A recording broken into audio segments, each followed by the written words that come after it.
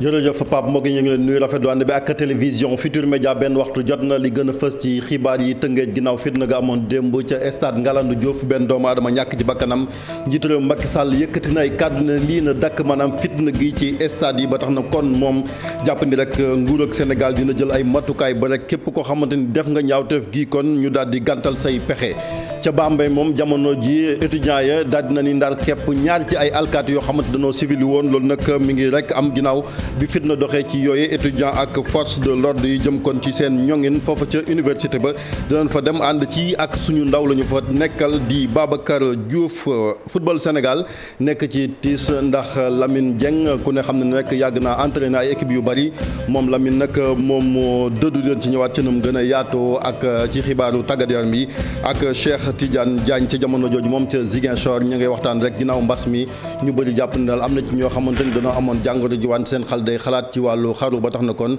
ay experts ci wàllu santé publique ñu ngay xool lekk naka leen def ba lu ni mel bañ a am ci biim réew mi su ngeen taaxir lañu yaatal xibaar yi.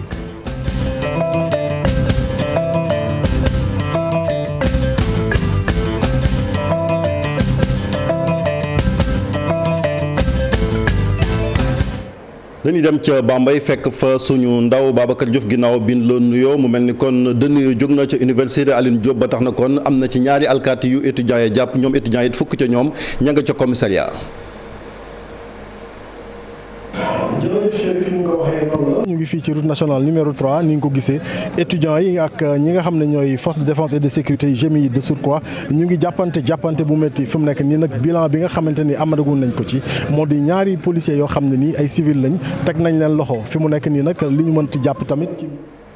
dinañ ci ñëwaat kon Babacar ca nam gën a yaatoo mu mel ni kon mbir moomu élément bi ba mu gën a yemb ñu waxaat ci fitna ba léegi Cheikh Tidiane maa ngi lay nuyu. maa ngi lay fay Chérif Dia. mu mel ni ñu waxaat rek li xew démb ca stade Ngalandou Diouf bu Rufisque benn doomu aadama ñàkk bakkanam ginnaaw match nawetaan président de la république àdduna ci. waaw njiitu réew mi di Macky Sall daal di jàllale maanaam xibaaram bu njëkk ci jumtukaay xarala yi maanaam Twitter daal di naqarlu bu baax a baax scène de violence yi nga xamante ni jamono gi nemmeeku nañ ko ci axlu lii di sport ndax xam ngeen ni démb itam foofule ca Tëngéej am na xeexoo gu métti gi nga xam ne amoon na fa gannaaw match nawetaan bi nga xam ne moo fa amoon ba am kenn ku si ñàkk bakkanam am ñu bëri ñi nga xamante ni daal jëlee nañ ci ay gaañu moom nag Macky Sall mu wax moo di loolu nag foo rek mu gàttal ko ci nu mu gën a gaawee lu ko mooy ñoom état bi daal danañ jël seen responsabilité na ku nekk itam jël responsabilité ndax loolu di wàllum violence danañ ko daal di xeex ba mu jeex tàkk ci lu jëm ci wàllu stade yi ndax gis nañ ci ay violence physique nga xam ne nemmeeku nañ ko ci ak itam di jël di yàq li nga xamante ni daal moo di infrastructure yi nga xamante ni état bi da ko daal di tabax ngir mën a permettre jeunesse bi ñu mën a amal seen sport ci anam yi nga xamante ni noonu lañ ko bëggee bu loolu weesoo jëriñ bi nga xam ne moom moo yore wàllu tàggat yaram bi di Matar Ba moom itam daal na yëkkati ay kàddu yu njëkk jëmale ko ci li nga xam ne moo di scène de violence yooyu la ñu nemmee ko foofu la ci Tëngéej moom nag la mu wax moom mi di Matar Ba moom nee na lépp lu jëm ci li nga xamante ni daal moo di wàllum violence googule dañ si jël itam ay pexe ba tax na jamono gi sax ñoom jël nañ dogal daal di aj lépp li nga xamante ni daal nawetaan la dañ koy daal di déglu sax moom Matar Ba gannaaw kàddu yi nga xamante ni yëkkati ni ko démb fii nii ci télévision Futur Média. bu ñuy football ak ñi encadré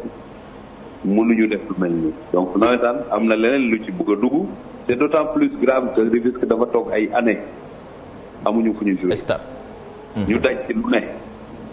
je rappelle toujours que yéex a livré stade bi sax tax na déggoon ngeen fi ay déclaration yu naan je suis persona non grata là-bas kon bu ñu demee ba am loo xamante ne mën nañ ko jëfandikoo mu impacté ci développement football Rufisque l'équipe Fagnon di fa recevoir di am ndam nawetaan commencé fa am quel que soit lu mën a xew ces actes là sont inadmissibles et inacceptables ñàkk bakkanam ñu ngi présenter nos condoléances mais il faut des mesures fortes. kooku di jëwriñ gu yore wàllu tàggat yaram bi di Matar Ba doon yëkkati kàddu yu njëkk jëmale ko ci violence yooyu nga xamante ni démb daal nañ ko demee ko foofu la ca Tëngéej waa ONCAV plutôt di kuréel bi nga xamante ñoom ñoo yàlla wàllum nawetaan fii nii ci Sénégal ci njiitalu kii di Amadou Kane ñoom itam daal nañu génne ab bataaxal daal di suspendre lépp luy nawetaan fii nii ci région bu Dakar ba keroog googu daal ñiy seet nan lañ koy lijjante waaye lu ci mënti am rek jàppale ni boobu ak léegi am nañu doomu aadama yu bëri nga xamante ni Chérif daal nañ si ñàkk seen bakkan jële ko ci li nga xamante ni moo di violence ñu nemee ko ci nawetaan gi balaa ñoo ñëwaat ci tiis wi laaj bi moom yow la koy jagleel ndax am nga habitude di couvrir ay manifestations sportives naka lañu def ba fitna gi dakk ci stade yi. waaw fitna gi moom pour mu dakk moom déjà faut que ñu am ay mesures yi nga xamante ni faut que ñu jël ko di mesure d'accompagnement bu ñu nee mesure d'accompagnement moo di yenn ci ay dogal yi nga xamante ni waa ONCAV dañ ko daal di jël ndax ñoom donte sax ñoom li nga xam seen biir charte am na lu bëri nga xamante ni tënk nañ ko ci plutôt pour mën a xeex li nga xamante ni moo di wàllu violence waaye xam ngeen ni jamono gi fu mu toll nii Sénégal foo laal mu metti xëy na nag mën nañ stigmatiser li nga xam moo di nawetaan bi parce que loolu am na fa waaye boo xoolee ci wàllu politique bi violence ma nga fa ci yeneen secteur d'activité voilà université déjà en ouverture maa ngi ko doon waaj a fàtte sax en ouverture déjà gis nañ tamit les scènes de violence kon tey jii daf mel ni Sénégal foo laal mu metti parce que scène de violence yi c'est partout dans tous les secteurs d'activité du li nga xam dafa spécifique au nawetaan mais nag comme nawetaan bi démb ñoom ñoo ci am mordom moo tax tey jii mu ñëwaat au devant de la scène mais ce qu'il faut mooy faut que ñu jël ay mesures fortes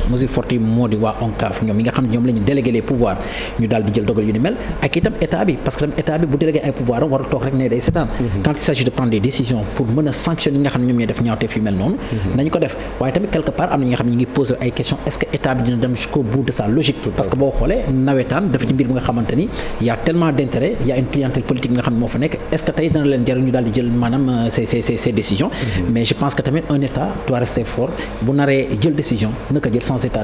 comme fermeté bi président bi wax moo ba ñu am rek ci ay tweet non parce que faut que ñu dem au-delà de ça parce que bon c'est vrai que boo xoolee termes yi nga xam ne utiliser na ko maanaam lii xel mënu kaa nangu intolérable ba pare inacceptable et que tam état bi dana jël ay responsabilités nañu xaar nag boo fi lekk ci kanam en termes concrets yan décision la Macky di jël pour mën a véritablement gàntal bépp violence duñ ne rek ci nawetaan bi mais boo xoolee c'est dans tous les secteurs d'activité muy ci société bi yëpp xam naa kon borom xam-xam yi war nañoo jàngat xool lan moo xew Sénégal fan yi ñu des ba léegi ci wàllu football sport nekk ci tiis ak Lamine Dieng mi génn àdduna. waaw Lamine Dieng moom mi nga xamante ni moo doonoon entraîneur bu équipe nationale bu Sénégal ci ay jamono daal dina dëddu àdduna ni ki tey jii ca ba muy làq lu tolloo ko juróom-ñaar fukki atam moom nag ca Ndar la daal di kon bokk cosaano foofu la cosaano waaye Ndakaaru gi la daal di génnee àdduna ñu ànd seeg Coro Mbar Ndiaye. génn na àddina moom mi lee nekkoon na fi ki doon tàggat équipe nationale bu Sénégal ci atum 1992 jàpp 1993 ci wàllu football local bi moom Lamine Dieng entraîné woon na AS Douane ci atum 1988 jàpp 1991 laata moo dem fi nga xamante ne moom moo di US Gorée naka noonu jaar ca US Ouakam ca Jaraaf ak ca Ñaari Tali ci atum 2008 Lamine Dieng daal di dem ca Maroc fa nga xamante ni fa la doon entraîné waa Maghreb bu Fès Lamine Dieng mi ngi gane àddina ci atum 1951 ca Saint-Louis foofu sax ba muy tout tànk joué na fa ak waa Linguère moom mi le amaloon njàng solo lool Lamine Dieng demoon na ca INSEPS ci Ndakaaru laata moo am ay bourse yu ko yóbbu ca France ak ca Allemagne ay at a ngi nii nag moom Lamine Dieng daanaka kenn gisatu ko woon fenn du stade du sax ci li nga xamante ne moom moo di télé yi naka noonu dégg ko ci rajo yi. Coro Mbar Ndiaye jërëjëf ñu daal di dem ca Gambie waxtaanee mbiru Sénégambie ndax foofu xam ngeen ne fan yi la weesu woon kon boog waa Gambie ñu ngi doon organiser benn tournoi golf Sénégal nag bokkoon na ci invité d'honneur ci mbir moomu la sax ki nga xamante ni moo di directeur des sports bu Gambie di Martial Mendy am na ay kàddu yi nga xamante ne jëkkati na ko jëmale ko ci liy gën a ñongal li nga xamante ni daal moo di coopération diggante Sénégal ak Gambie wax ni tamit ci li nga xamante ne moo di Coupe d'Afrique des Nations ndax guleet Gambie di ci daal di participer ca Cameroun lañ koy daal di amal ci weeru janvier ci atum 2022 ñu déglu ko moom Martial Mendy plutôt ci micro Cheikh Sadibou Diarra ak caméra Younous Diatta. xam naa ne daal su lu bañ a yàgg sax lu mel nii dina am parce que gaa ngi liggéey xam naa ne am na loo xam ne gaa ngi koo def comme mun naa laa jox benn firnde ne comme mbëri Sénégal bi fi ñëw mu am loo xam ne def na ko lu déppool ak yoon ba lu waa jàpp ko loolu toppa ko Sénégal tam mbër bu nekk fii di bëre nga xam ne nga jógee fii dem Sénégal def loo xam ne naka sudut noonu. ba foofu tax ñu suspend la fa fii tam soo ñëwee daf laa toppa nga xam ne su boobaa doo fi jógee rek dem Sénégal mi bori Gambia dem Sénégal def li la ne xam nga ne waaw suñ ma fa suspendé su la neexee ñu suspend ma su ma demee Gambie dinaa continuer bori fa mu am tam kii jógee Sénégal bañ mu xalaatee noonu soo lu mel noonu gaa ngi seen liggéey te am naa yaakaar ne du loolu rek sax daa nañoo éenee dem def loo xam ne ñëpp dinañ ne ñii kat tombewuñ àgga fa waaye nag yàlla suñu xéewalee coupe bi dinañ ko jël waaye luñ suñ mébét mooy luñ si bëgg a gën a def rek mooy dem def loo xam ne nit ñi nañ gis dinañ gëm ne Gambie de am nañ ay talent Gambie de am na luñ mun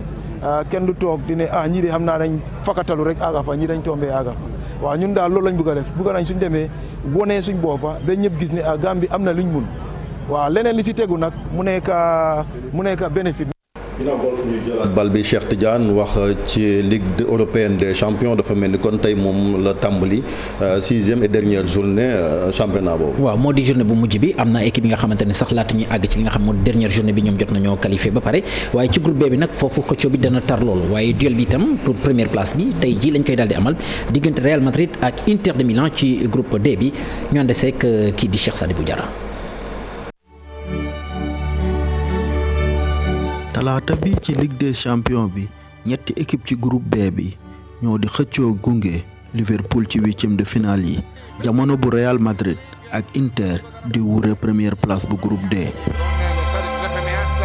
jongante yu njëkk ci juróom benn li bés bi di door bu juróomi waxtu tegee ñeenti fukki simili ak juróom ci groupe A bi Leipzig di dalal Manchester City bi jiitu ngir jéem a jël place bu Europa League bi muy xëccoo ak FC Bruges bii di fekki Paris Saint-Germain.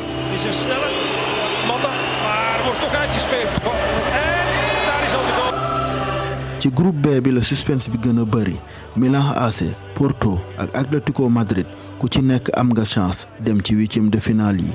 bu juróom-ñetti waxtu jotee ci ngoon Milan AC dafay dalal Liverpool bu Sadio Mané bi nga xam ne jàll na ba noppi fekk jamono boobu Atlético Madrid di dem ci stade bu Porto bi nekk fu mu toll nii ci ñaareelu place bi waxtu woowu ci groupe C bi Ajax bi qualifié dafay dalal Sporting bi toppagum ci moom Borussia Dortmund bu Erling Haaland bi ci topp ànd ak yaakaar di daje ak Besiktas. niki ci groupe A bi ñaar ñi jàll ci 8e de finale yi ci groupe D bi xam nañ leen ñu doon Real Madrid bi jiitu rawee ñaari poñ Inter de Milan bi muy dalal ku ci dóor mujjee jël première place bu classement bi.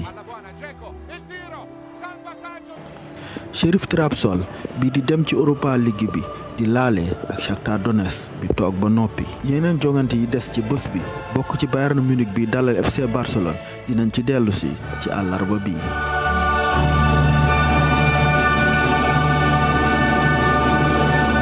xanaa rek ñu daal di ko bamtuwaat joxe li nga xamante ni moo di calendrier dernière journée bi ni ki tey ji 17h45 ci groupe A bi Paris Saint-Germain dina dalal foofu la ca Parc des Princes doomu Belgique yi di waa Bruges Leipzig ak Manchester City itam dañu daal di tase groupe boobu nag City ak PSG ñoom ñoo jot a qualifié ci wàllu 8e de finale groupe D bi moom 20h lay daal di door ay jongantem diggante Real Madrid ak Inter de Milan boobu nag moo di choc bi foofu ka ca am ndam di nga daal di jël place bu njëkk bi Shakhtar Donetsk ak Sheriff Tiraspol ñoom toog nañu ba pare waaye tamit tey ji dañu daal di kon bokk jongante ci bu 20h jotee 20h ba tey waaye bi la yoon ci groupe B bi Porto moom moo di 2e dina tase Atlético Madrid mi nga xam ne jamono gi qualifié gul foofu nag groupe boobu ka fa qualifié moo di Liverpool moom dana dem ca Italie fekk fa ñii di waa Milan AC 20h ba tey jii ci ngoon ci groupe C bi diggante Borussia Dortmund lay daal di doon ak Besiktas ci beneen match bi ñeel ba tey groupe boobule Ajax Amsterdam dina tase ak ñii di waa Sporting Portugal Ajax Amsterdam nag moom jot naa qualifié ba pare ci li nga xamante ni moo di 8e de finale Chérif Dia. Cheikh Tidiane jërëjëf match yi d'habitude RFM da ngeen koy teg yaa ngi malal di ko reporté ban ngeen ci teg. bon tey jii gëm naa ne diggante Real ak Inter lay daal di doon wala diggante Milan AC ak Liverpool ndax boobu intéressé Sénégalais yi ndax Sadio Mané ma fa nekk. Sadio Mané waaw boobu am na solo. incha allah et puis muy lu am solo kon ñu koy sant di ko gërëm Cheikh Tidiane mbokk yi ñu daal di rek wéyal xibaar yi ñu ngi leen ko doon wax sànq demaat ca Bambey foofu nag fitna am na ci université Alioune Diop ndax jàkkaarloo amoon na kon ci diggante alkaati yi ak yooyu étudiants yi jàpp nañ ci ñaari alkaati yi defoon civil ne duñ leen bàyyi fukki étudiants yi jamono ji kon ñi ngi en garde à vue ci commissariat ba Babacar Diouf fan la mbir yi mujj. ak ñi nga xam ne ñooy force de défense et de sécurité GMI yi de surcroît ñu ngi jàppante bu métti fi mu nekk nii nag bilan bi nga xamante ni amagul nañ ko ci moo di ñaari policiers yoo xam ne nii ay civil lañ teg nañ leen loxo fi mu nekk nii nag li ñu mënti jàpp tamit ci mbir mi moo di ne am na loo xam ne nii étudiants yi jàpp nañ leen lu lim bu takku sax mu mat fukki ndongo yoo xam ne nii ñu ngi ci commissariat de police mu mel ni fayantikoo la ni nga ko gisee dem beeg dikk bi tagatémbe na ñoom ñu ngi fi nga xamante ni moo di route nationale numéro 3 oto yi demuñu dikkuñu fi mu nekk nii kenn mënut a dem ndongo yi nag li ñuy laaj du lenn lu dul ñu def seen àq ak seen yelleef ñu delloo leen ko delloo bi mooy ñu fexe ba li nga xamante ni moom mooy session unique bi lañ bëgg a imposer ñu bàyyi ko li nga xam ne moo di faatu ndongo lii di Badara Ndiaye ñu indi ci li nga xam ne moo di ay leeral ñu indi tamit leeral ci li nga xamante ni moo di intoxication alimentaire bi wante ba fi mu nekk nii ñuy wax ak yéen kenn ku jóge ci université bi andeegul ab xibaar boo xam ne nii mën nañ ko jàpp ci li nga xamante ni moo di intoxication boobu naam sax certificat de genre de mort bi nga xam ne jot nañ ko nee na ki nga xamante ni moo di étudiant bi li ko faat da di feebar bu nekkoon ci moom loolu la ñu gis ci autopsie résultat bi wante loolu ndax doy na étudiants yi dara leeragu ci parce que ba fi mu nekk nii ñu ngi xeex ñu ngi xuloo ak ñi nga xamante ni mooy takk der yi nga xam ne ñoo nekk ci Bambey xam naa dinañ ci ñëwaat ci sunu yeneen i xibaar gën leen jox leneen loo xam ne nii moo gën a leer ci mbir mi nga xam ne moom moo xew fii ci Bambey. jërëjëf Babacar Diouf nekk suñu correspondant fële ca Bambey ñu des ba léegi ak takk der yi di fàttali ni jamono ji nag forum de Dakar bu ñun jagleel wàllu jàmm mi ngi wéy fële ca Diamniadio jamono ji nag zone militaire numéro 4 ca Saray ñu ngi doon amal ay manœuvre maanaam di tàggatu su ko defee kon ñu gën a dooleel ñoom militaires yooyu lépp loo xamante ni kon mbiram opération la ak unité yi ñu yokk seen kattan ci wàllu xam-xam ak wàllu entraînement ñu ànd ci ak suñu correspondant Ibrahima Diabakhate. FIA 2021 mooy nom de code bi ñu jagleel manœuvre zonale bi ñu amal nii ci département bu Saraya bu sës ci frontière ak réewu Mali li waral tàggat bi mooy yokk xarañte force de défense et de sécurité yi xeex terrorisme. ngeen ko waxee nag tàggat bi dafa ëmb ñaar day doon entraînement tàggat suñu mission waaye ba tey aussi day doon loo xam ni bu ñu ko gisee ci partie territoire boo xam ni yenn saay dafay jàkkantoog ay naka su dul noonu ay Samba Boy ak li xew Mali di leen yaakaar ni effectivement li xew suñu ci kër suñu dëkkandoo yi moo tax wante dafa nekk loo xam ni at bu nekk dañ koy organiser at bu nekk dañ koy def ak force de défense et de sécurité. bii manœuvre bu ëmb bépp force de défense et de sécurité bu nekk ci zone numéro 4 bokk na tamit benn compagnie parachutiste ak ay cellules de soutien yu bàyyeeko fale ci Ndakaaru bi ñu ko xayma li tolloo ci junni ak téeméer ak fanweer ak juróom-ñaari soldats yi bokk ci manœuvre bi ci matériel moom li téeméer ak juróom oto ak ay engins blindés la ñu mobiliser. ñu wax ci njàng mi boo sàgganu nag sooxee dina ci am li ko waral mooy syndicat yu bëri kon nee nañ dañuy dem grève bokk ci waa SADEF di syndicat autonome de l'éducation ak formation ñu ngi doon amal tournée fële ca Kaolack jàpp na ni sax ayu bis bi ñu dëgmal moom ñoom duñ dem ci daara yi jàngal li ko waral mooy enseignants yi dañoo bëgg rek gouvernement bi daal di respecter accords yi nga xamante ne signé woon nañ ko ñu ànd ci ak Papa Mbaye Diaw ak Fally Gaye. syndicat autonome pour le développement de l'éducation et la formation ñoom nee nañ mënatunoo xaar li nu bëgg rek mooy gouvernement bi daal di jëfee accord yi nga xamante ni moom la ñu signé woon ci loolu sax ñoom annoncé nañ ay grève totale yoo xamante ni war nañ koo amal ci Sénégal gépp dañoo gis ne jàngalekat dañu am ay problème te problème yooyu ba léegi gouvernement jéemu ci dara les lenteurs administratives sont là les accords signés non appliqués loolu moo tax ñun ñu jóg tey fas yéene sumb xeex ak gouvernement du Sénégal pour que à partir du lundi 13 ñu démarrer le plan d'action par un port de brassard rouge sur l'étendue du territoire national bu ñu jógee ci loolu ñu teg ci ñaari fan muy le mardi 14 ak le mercredi 15 décembre ñu teg ci ñaari fanu grève totale nga xam dañuy paralyser système bi pour que le gouvernement du Sénégal règle problème jàngalekat yi. ci jamono joo xamante ni nguur gi mi ngi yokk at yi ak allocation de retraite ci yenn ci liggéeykat yi booba jàngalekat yi ñu ngi dund jafe-jafe yu metti Mbaye Sarr di sàkku ci nguur gi mu yemale liggéeykatu état yëpp. dégg nañ ne président jël na ay mesures yokkal ñenn catégorie naam dañ koy rafetlu mais dañoo bëgg également que loolu président def jagleel ko ñenn catégorie mu jagleel ko jàngalekat yi jël seen retraite yóbbu ko 65 ans ndax jàngalekat à 60 ans déjà day nekk opérationnel toujours pour que bu ñu demee retraite ñu mën a nekk ci conditions yu normales également système bi mën a dem fu sori également. syndicat autonome pour le développement de l'éducation et de la formation ñoom nag di amal seen plan stratégique de travail liñ ci jublu rek mooy fexe ba jafe-jafe yi nga xamante ni moom la jàngalekat yi dund ñu mën koo saafara. njiitu réew bu Afrique du Sud mi ngi fii ci Ndakaaru di participer ci forum de Dakar ba tax na kon daara ji kawe ja di université Anta Diop bu Dakar daal di koy salgal def ko docteur honoris causa ci engagement politique ba mu am ci Afrique du Sud rawatina kon daan ànd ak Nelson Mandela ci ANC loolu nag moom kilifa gi rafetlu na ko moom nag mooy fanweer ak benneelu kilifa gun mës a takkal raaya googu ca université Cheikh Anta Diop bu Dakar démb ci ngoon la am Aminata Mbaare Sow moo di Diop. lii di wane reconnaissance bi mu am ci université Cheikh Anta Diop de Dakar kii doon président bu Afrique du Sud di Cyril Ramaphosa ñu daal di koy honoré docteur honoris causa. ñaari diplôme doctorat mu am étudiant bi nga xamante ni dafay liggéey ba pare ñu natt ko bu ko jaree ñu jox ko lijaasa am loolu UCAD na si produire lu bëri 5 années yi ni weesu produire nañ lu tolloo juróom benn téeméer si ay doctorat honoris causa nag dafa nekk leneen dafa nekk koo xamante ni dañ koy ràññee topp ko seetlu ko xool contribution am si ay valeurs humanité ñu segg ko jox ko. reconnaissance boobu nag waa université Cheikh Anta Diop de Dakar daal di koy amal dañu sukkandiku rek ci xeex gi nga xam ni mu ngi ko xeex ngir Afrique waaye tamit ngir dëkkam. ndax sunu université bi ñu ko créé 1957 boobu ba léegi nag ñu ni jox si ay doctorat honoris causa ëpp ñu fanweer moom mii mooy fanweeru benn nit bi nga xamante ni jox nañ ko doctorat honoris causa loolu nag dafa wane ni koo xamante ni ku ñu ràññee la. ndax def na liggéey bu am solo ñëpp xamante ni Afrique du Sud dafa nekkoon dëkk boo xamante ni nit ñu ñuul ñi dañ leen nootoon moom mu nekk ci yëngu si syndicat bi di yëngu si wàllu ANC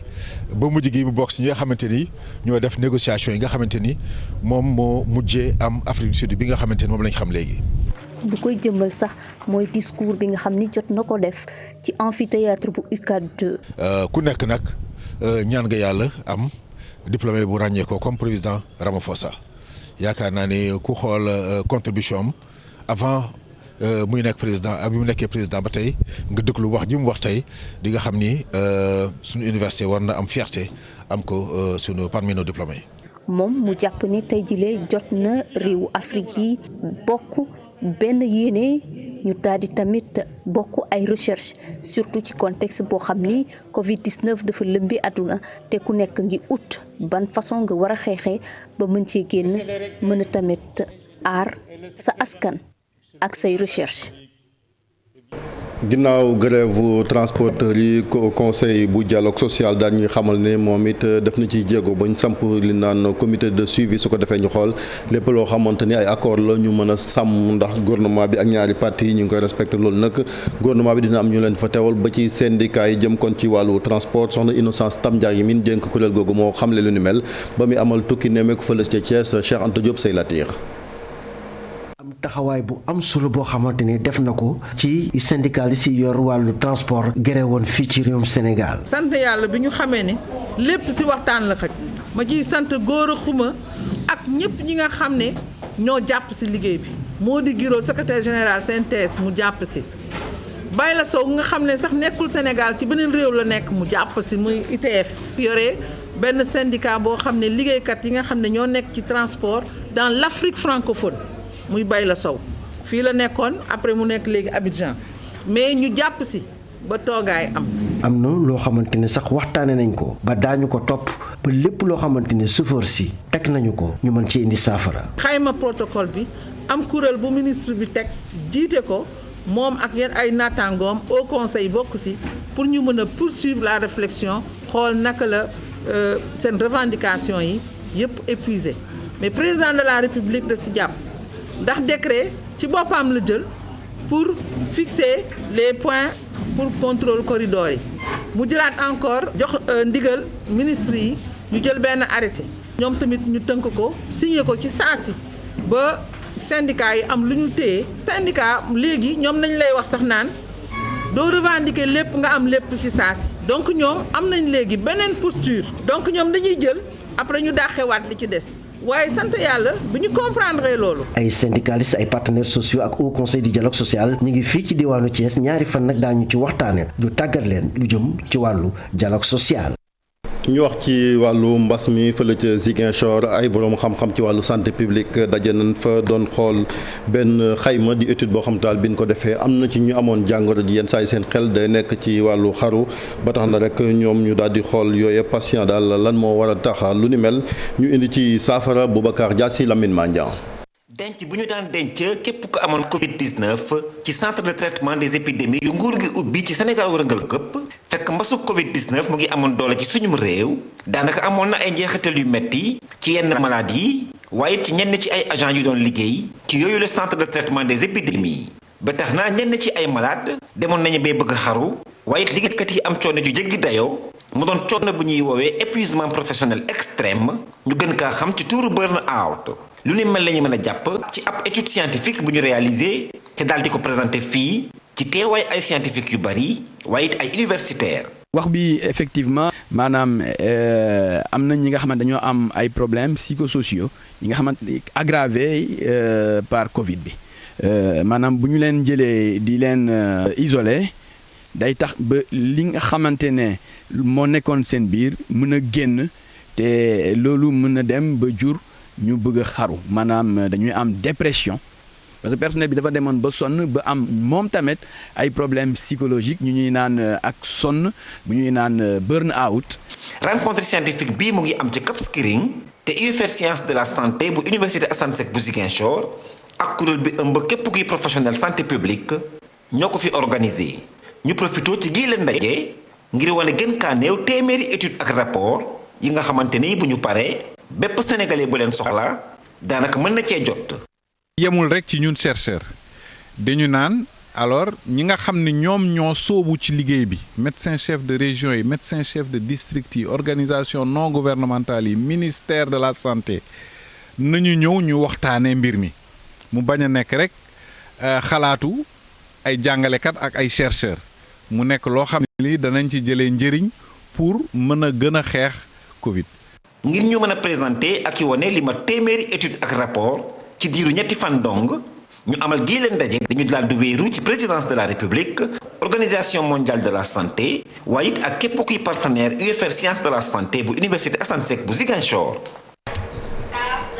wàllu njënd ak njaay foire bu ndakaaru daal di ubbi ñaar fukk ak juróom-ñeelu teelu édition bi démb la ren nag Pakistan lan bàyyile xew-xew yi su ko defee rek ñoom ñu def seen kéemtulaay kàttan ba lépp loo xamante ñu koy xaar ci wàllu résultat ñu daal di koy am ren tamit exposition yi dina dem ba lu toll kon ci 13000 mètres carrés ci espace boo xamante ni kon dinañ bàyyi ñiy jaay ñu mën a ñëw wane seen li ni jaay ànd ceeg Maymouna Ndiaye ak Ababacar Camara. jëwriñ bi ñu dénk njënd mi ak njaay mi directeur CICES maire bu ville bu Ndakaaru ak yeneen kilifa yoo xam ne ñëw nañu teewee si ci bi ñuy ubbi foire bu Ndakaaru atum ren nag ñu ne exposition yi dinañ ko yaatal ba mu ëpp 10,000 ci mètre carré ci yaatuwaay. ba ñu waxtaanee ak département de l'agriculture waxtaan ak département de l'élevage ñu ne thème bi kat incha allah dinañ ko indi. waaye di wax ni édition bii am na 10 délégations gouvernementales yu fi ñëw am na 29 nationalités yu koy fekkee dañu jàpp ni war nañu changer image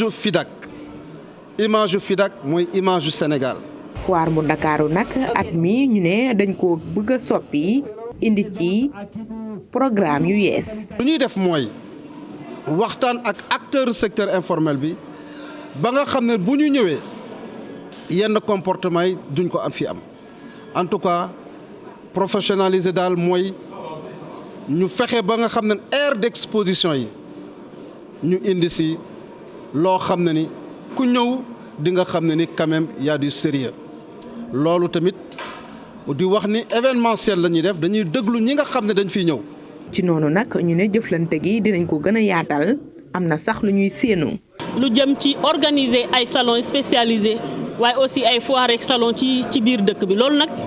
dafay nekk occasion pour ñu wane li nga xamante ne moom la sénégalais yi di créer ndax léeg-léeg danañu créer yenn nii waaye nit ñi ñëpp duñ ko xam donc outil de promotion la dina mën a jaay production ñooñu bu ko defee état bi gën leen jàppale waaye aussi képp ku soxla ci li ñuy defar. nga mën a cee jotee. ci diiru ay bés nag Ndakaaru dina dalal ay gan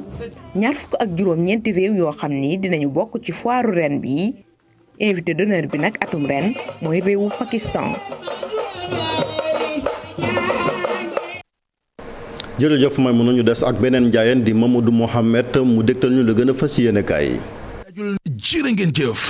ju xel dajul noonee la journal L'Observateur xëy tënk li xewoon démb ci stade Ngalandou Diouf bu Tëngéej ubbil yéenekaay bi fitna ja wunni war na ci nawetaan yi ASC Thiawlène ak ASC Gif ñoo doon demi-finale ba Bakanroj yéenekaay bi nañu ba ñu footballé ba yegg ci 74e minute ci la waa ASC Gif am penalty dugal ko ca la jàmmu jeexee xeer ya tàmbalee naaw kurpañ ya tàkk police taal grenade lacrymogène ya am ku ca ñàkk bakkanam di benn xale bu góor bu ñu naan Amadou Ndiaye amoon fukkeet ak juróom-ñeent docteur Mbaye di médecin chef district bu Rufisque di leeral ci L'Observateur ne Amadou Ndiaye bi muy yegg si l'hôpital ëndaalewul bakkan te it gisuñ ci aw yaramam benn gaañu-gaañu bu garaaw li garaaw ci yëf yi boo weesoo bakkan boobee ci rot L'Observateur ne nañu wàññi nañu fanweeri doomi aadama ak juróom-ñett yu ci jëlee ay gaañu-gaañu ñaar fukki ak juróom-ñaar ca centre de santé bu Géej fa lañ leen yóbbu juróom-ñaare ci hôpital Youssou Mbargane bu Rufisque ñett ña ci l'hôpitalu Pikine am na kenn ku ñu ci rawale ci hôpital général bu Grand Yoff am na it benn xale bu góor bu toll ci fukket ak ñaar bu ci jëlee ay gaañu-gaañu yu mitti ba ci l'hôpital principalum Dakar fa la ñu mujjee ak moom rakki L'Observateur di journal Tribune wax ñu ci xëtam mu njëkk ne match nawetaan bi woon démb ci stade Ngalandou Diouf bu Rufisque ci fitna ak jëye ci la mujj ba am kenn ku ca faatu ñu bari jële cee gaañu-gaañu record yéen kay dolli ñu ci ne ginnaaw ay du yem ci bopp borom moo waral ba ñuy yore nawetaan yi ci diwaanu Tëngéej di ODCAV bu Rufisque jël dogalub dakkal nawetaan yi définitivement ci Rufisque googee grand place mi ngi ñuy wax na yàlla baax ne tuuti ko noon danañu dund démb ci stade Ngalandou Diouf jëye ji ñu fi dundoon ci stade Demba Diop bu Ndakaaru yéen kay bi dañu waa police nee nañu benn nit moo ci ñàkk bakkanam waaye ñi fekk mbiri mu di témoin nee nañu la ca faatu ëpp nañu juróom-benn nit la tribune nañu liberté wóor daal moo di am nañu ca faatu am na ñu ci jële ay gaañu-gaañu ba fitna ja tàmbalee xeexooyo jolli ci la am benn miir bu ca daanu moo waral gaañu-gaañu ya fa am Vox Populi bind ci xëtam mu njëkk ne ay nawetaan yu ànd ak horreur la ñu dund démb ci Rufisque bakkan tëdd na fa ñu bari jële fay gaañu-gaañu ba mujj l'hôpital stade ba it gaañi yàq nañu ko yaxeet ministre des sports di Matar Ba Vox nee nañu wax na ne bu ñu moytuwul ci dakkal bépp activité sport bu indi fitna ci lañ jëm ginnaaw fitna gi woon démb ci nawetaan yi ci Rufisque ñu wax ci fitna ji woon bërki démb ci arène nationale ba Papa Sow di mbër mi ñu dóoronum dënd ci jë ba teppeeko sunu lamb mi ngi ñuy xamal ne xóotuwaayu gaañu-gaañu bi toll na ci juróomi centimètre borom gaañu-gaañu yi di Papa Sow di wax ci xët mu njëkk sunu lamb ne mbir yi du ko bàyyi mu sedde noone moom Papa Sow wax na it ne ñaw nañu ko juróom-benn ñawuk Abdoulaye Diouf Sarr ci wàllu politique doonatul lu ñu lam-lamee ci réew mi suur soi nañu firnde laa ngi ubbil yéenekaay bi ba mu demee démb ca Grand Yoff doon teewe présentation programme bu Cheikh Bakhoum candidat Benno Bokk Yaakaar ca mairie bu Grand Yoff fa la waxee Cheikh Bakhoum ne ko dëgg la doomi Yoff la waaye it doomi Grand Yoff bu mag la kon jàppal ne ngoonuk 23 janvier Grand Yoff dina am ñaari maire muy yow Cheikh Bakhoum maire bu Grand Yoff ak man Abdoulaye Diouf Sarr maire de Dakar ka mu fekki woon di Cheikh Bakhoum la Sénégal mi ngi ñu tegal ci xëta mu njëkk programme bu mu tuddee Grand Yokkute bu mu tegal waa Grand Yoff Le Quotidien ne ko ngandi maami programme sax programme double XL la leen tegal moom borom programme bi di Cheikh Bakhoum directeur général bu ADI di xam ne ci xët mu njëkk journal L'Info ne programme bi mu bëgg a doxal ca Grand Yoff waxu ko ngir bëgg a neexal waxtaan baa mu bëgg a falu programme la bu mën a nekk te jàpp na ne dafay nekk ki nekk ci xët mu njëkk la Sénégal moo di Abdoulaye Dièye mooy mbër mi coalition citoyenne ànd Siggil Thiès samp ne candidat ca mairie bu Thiès Est moom Abdoulaye Dièye mi ngi leeral ci biir journal bi téeméeri mesures yi mu xalaat teg ko ngir développement local bu Thiès Sénégal ñi fi dugal variant Omicron bi mu di cas importé source waa nee nañu kilifa yu yore wàllu santé ci réew mi nee nañu ku ñu ci faj ba nga wér dañ lay delluwaat fa nga jóge woon Sud Quotidien nañu autorité sanitaire yi taxaw nañu temm ci jàmmaarloog variant Omicron bi kadduy président de la République Macky Sall ci xët mu njëkku La Tribune mi ngi wax ci Omicron bi nee na nañu bàyyi nit ñi ñuy tiital. jërëjëf Mamadou Mouhamed Diagne ñu leen sant di la gërëm mbokk yéen ci ànd bi ak télévision Futurs Médias ñu bàyyi leen ak Pape Cheikh Diallo mu yàgg yéen seen émission Midi Plus Baye Cheikh. bu bàyyi la nga doxal. mu ngoog kon ñu ngi lay gërëm xanaa fàttaliwaat téléspectateurs yi rendez-vous yi ca kanam lay doon 19h soir d'info lu ko mooy fàttaliwaat leen ni itam que xibaar yi dafay wéy ci suñu site internet di www.igfm.sn. jërëjëf.